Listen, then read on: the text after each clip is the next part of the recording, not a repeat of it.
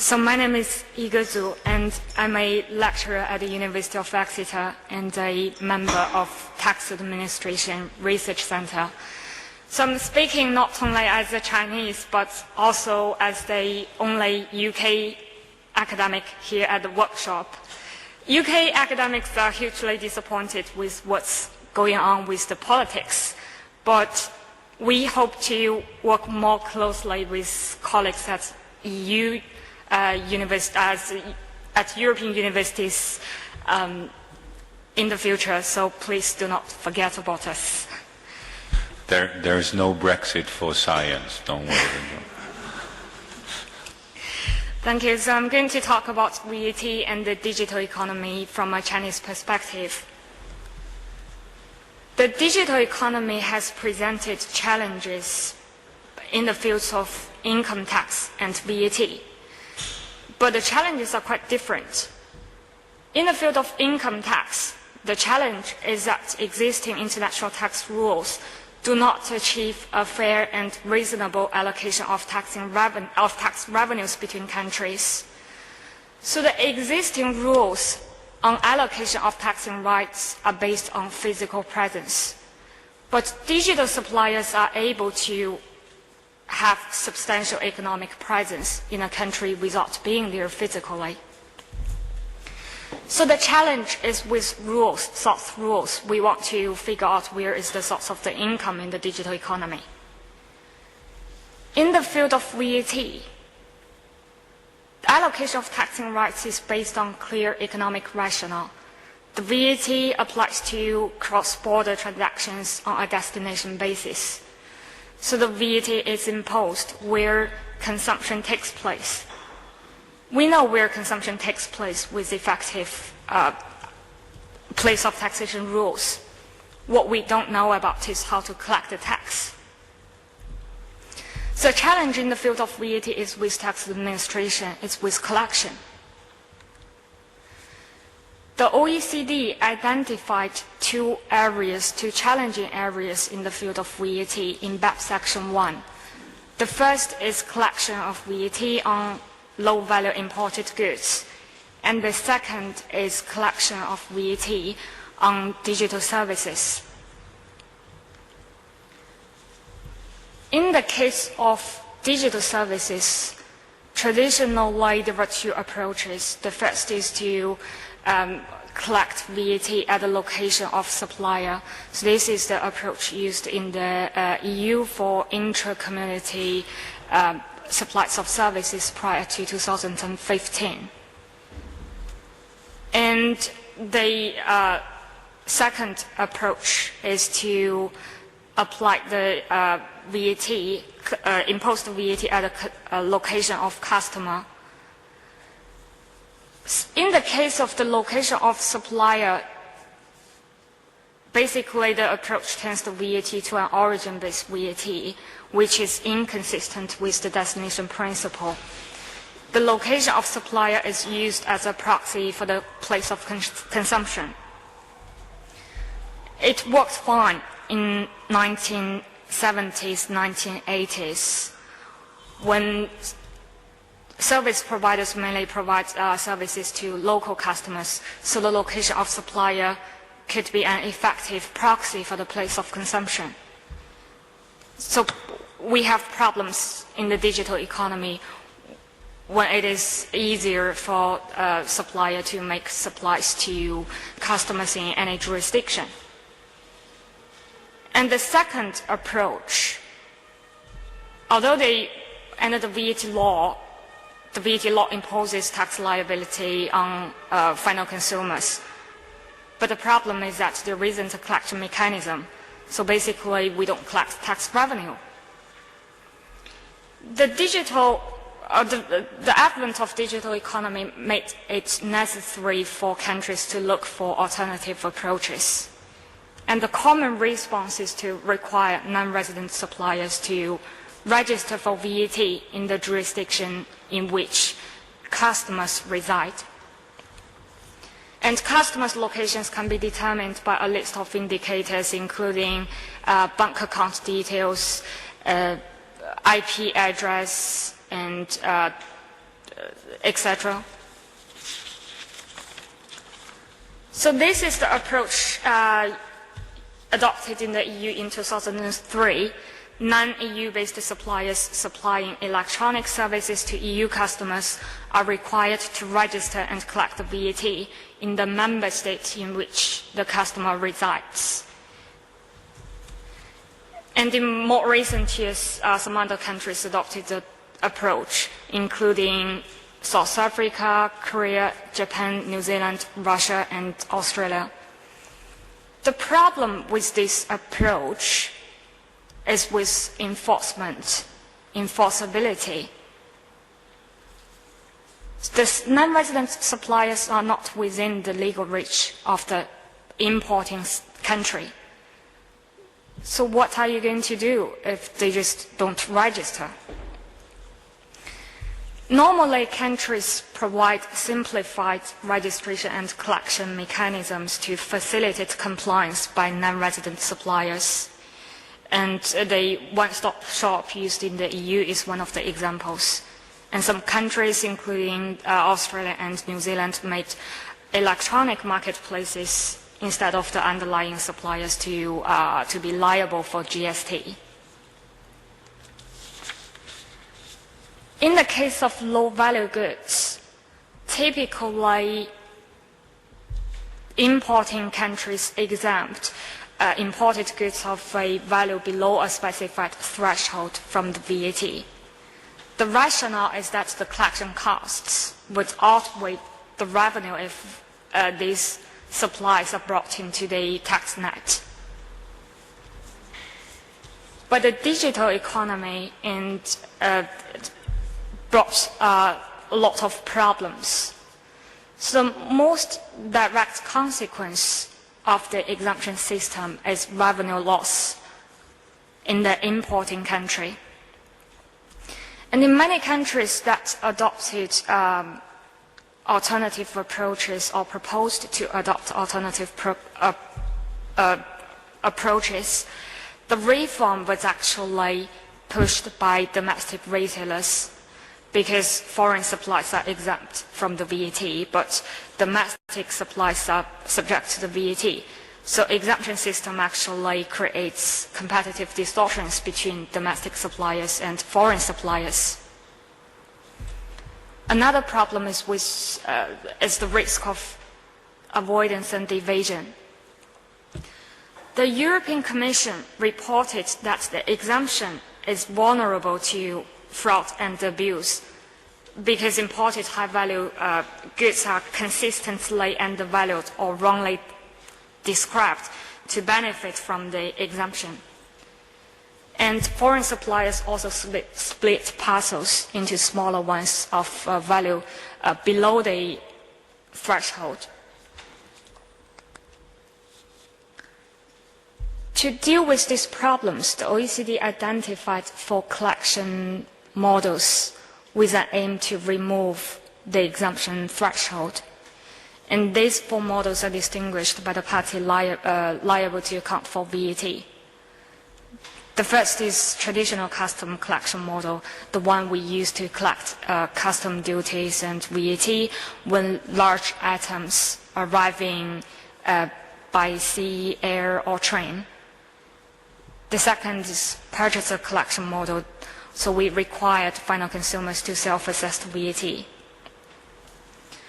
The third is the vendor collection model. We require non-resident suppliers, foreign suppliers, to register for the VAT in the importing country. And the fourth is intermediary collection model.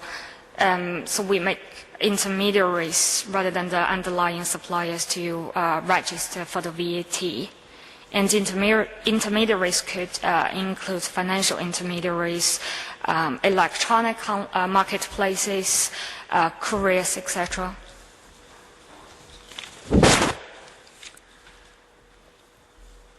Hybrid vendor and intermediary model is the model that is considered the best at the moment. Australia is the first country that implemented the model in 2018, and the EU adopted the model to collect VAT on imported goods of a value under €150, which will take effect by 2021, I think.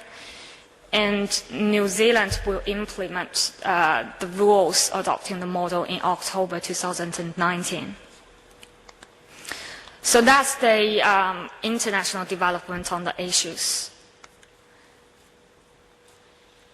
In China, like is the case in many other countries, there has been a surge in the volume of cross-border online purchases. But the issues in China are somewhat different. Chinese shoppers purchase foreign products via 4 channels. The first is direct purchase model, so the Chinese customers place an order on a foreign supplier's website. The second, daigou shoppers, is very China-specific. So these daigou shoppers are Chinese students and immigrants in foreign countries, and they purchase products and sell the products to Chinese customers for a profit. There are quite a lot of them, so they become an industry. The third one is also China-specific, dedicated domestic online import platforms. So these are cross-border e-commerce platforms recently developed in China with the support of the Chinese government. This is how it works. So these cross-border e-commerce platforms import products in bulk, and these products are stored in a bonded warehouse with government's approval. Where the goods are stored in the bonded warehouse, tax liability is suspended.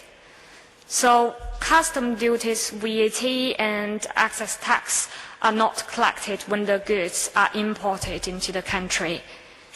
The tax liability incurred when the customer made an order online and the goods are dispatched to the customer. So this is different from the direct purchase model, in which case tax liability, so custom duties, VAT, and excess tax are paid when goods are imported at customs. Delayed tax liability actually gives these cross-border e-commerce platforms significant cash flow benefits. And in terms of commercial model, this one is superior to the direct purchase model, because in the case of direct purchase model, delivery could take over a month. But in the case of bonded warehouse, delivery time could be cut down to 2 to 3 days. And the fourth channel is other domestic online retailers or bricks and mortar retailers selling imported goods. So these retailers import goods and then on-sale the imported goods to customers. These 4 channels, so goods imported via these 4 channels are subject to different tax treatment. Like is the case in many other countries, China has an exemption system for low-value imported goods. The VAT, excess tax, and custom duty are not collected on goods where the total of the 3 taxes is less than 50 RMB, which is about 6 to 7 euro. In the context of the digital economy, the Chinese government quickly figured out that the exemption system gives unfair advantage to overseas suppliers. And the Chinese government said that the system was abusively used by domestic online platforms. Well, this is kind of a weird argument, because the government said that the exemption system is intended for goods for personal use. and the goods imported by domestic online platforms were subject to the exemption. But there isn't rationale for providing subsidies to goods for personal use. So this is the problem with the exemption system. The other problem is in China is with daigou. These daigou shoppers operate in the informal economy, in grey economy. So the reason why they could develop into an industry is because they are able to offer lower prices, mainly by evading taxes.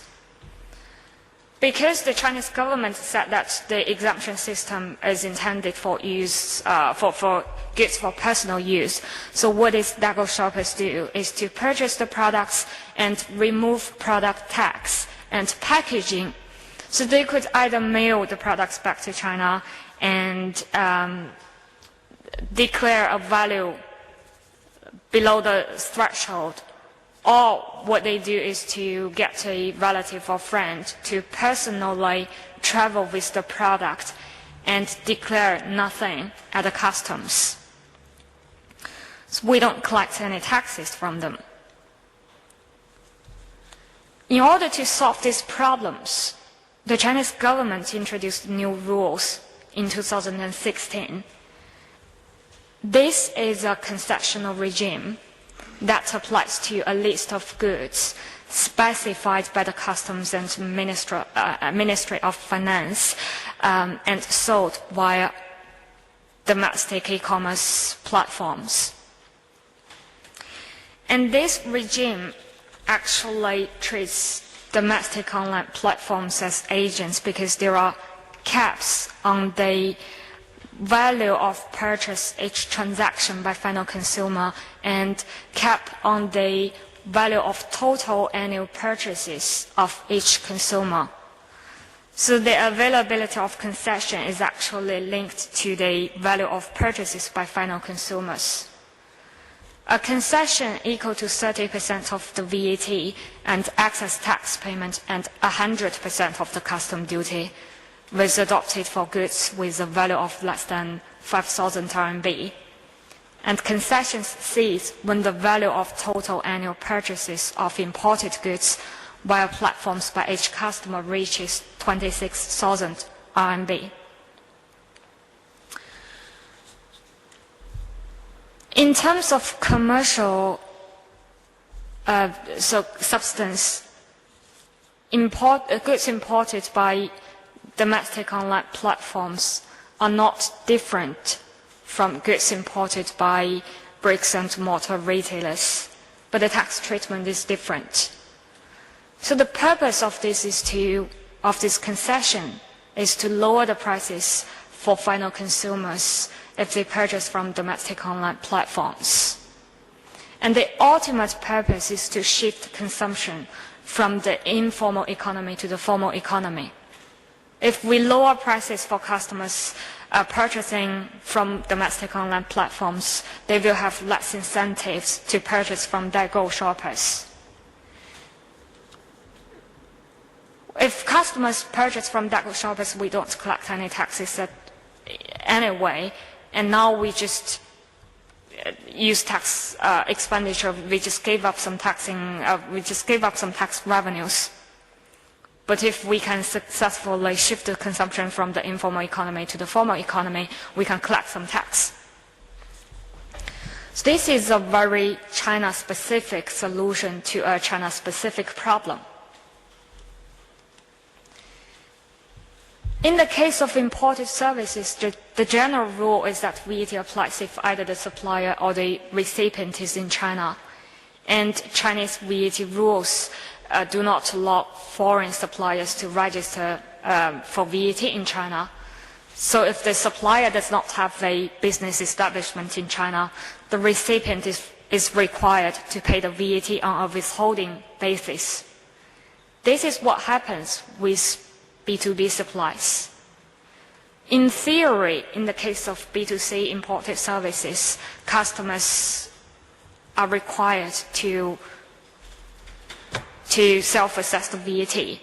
But like in many other countries, there isn't a collection mechanism, so we don't collect any taxes on this. But if the Chinese government is willing to bring these services into the tax net, the concern over compliance and the vendor model in many other jurisdictions may be less of a concern in China. Because in other contexts, Chinese authorities have shown to be very effective at controlling gateways to and from sources abroad. If you know about the Great Firewall of China. So Chinese authorities are actually probably in a better position than other jurisdictions to decide on and enforce the appropriate tax rules for foreign suppliers that are allowed to provide intangible supplies into China. That's it. Thank you.